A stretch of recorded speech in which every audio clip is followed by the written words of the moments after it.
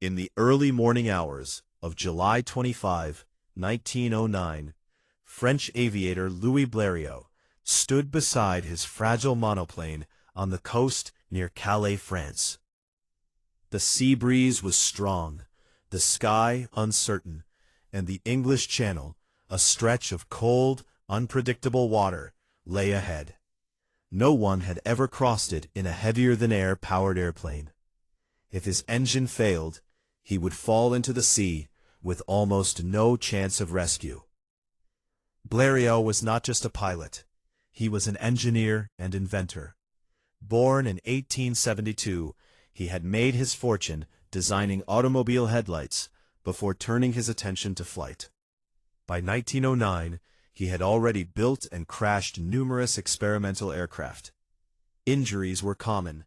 Just days before the Channel attempt, he had burned his foot in a fuel accident. Still bandaged and in pain, he refused to give up. His aircraft, the Blériot XI, was a small, lightweight monoplane, a major contrast to the biplanes that were more common at the time. It had a wingspan of about 7.8 meters, 25.5 feet, and was built from wood, wire bracing, and fabric covering. The pilot sat exposed to the wind, with no cockpit protection. Control came from a system of cables that warped the wings and moved the tail surfaces, allowing the pilot to steer in roll, pitch, and yaw.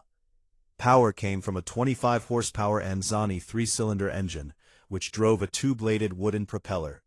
The engine was simple but unreliable by modern standards. A failure over land might mean a crash. Over the Channel, it meant death. Blériot took off at 4:41 a.m., just after sunrise. He climbed to about 250 feet, 75 meters, and headed toward England. Almost immediately, he lost sight of his escort ship in the morning haze. With no radio and no clear landmarks, he navigated using a compass and instinct, flying alone over open water. The crossing took about 36 to 37 minutes. Wind pushed him off course, and at times he flew so low that waves seemed dangerously close.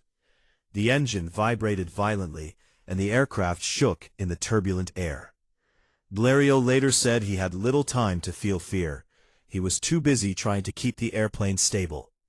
Finally, the white cliffs of Dover, England, emerged through the mist. But even then, the danger wasn't over. He struggled to find a suitable landing place, and was nearly blown off course by gusts of wind. At 5:17 a.m., he crash-landed in a field near Dover Castle, damaging the landing gear, but surviving the journey. Louis Blériot had just become the first person to fly across the English Channel in a powered airplane. The achievement stunned the world. Newspapers hailed him as an international hero. He instantly became one of the most famous aviators on Earth. More importantly, governments and military leaders realized that natural barriers like seas and borders could no longer protect nations from aircraft. Orders for the Blériot XI poured in from around the world. It became one of the first mass-produced airplanes and was used in early military aviation during World War I. Blériot's flight marked the moment aviation shifted from experimental curiosity to practical reality. His 36-minute journey proved that airplanes could travel between countries, opening the door to international air travel. It also showed that courage and engineering together could overcome what once seemed impossible. From that fragile wooden monoplane over the cold waters of the Channel came a new understanding. The sky was no longer a limit, it was a pathway.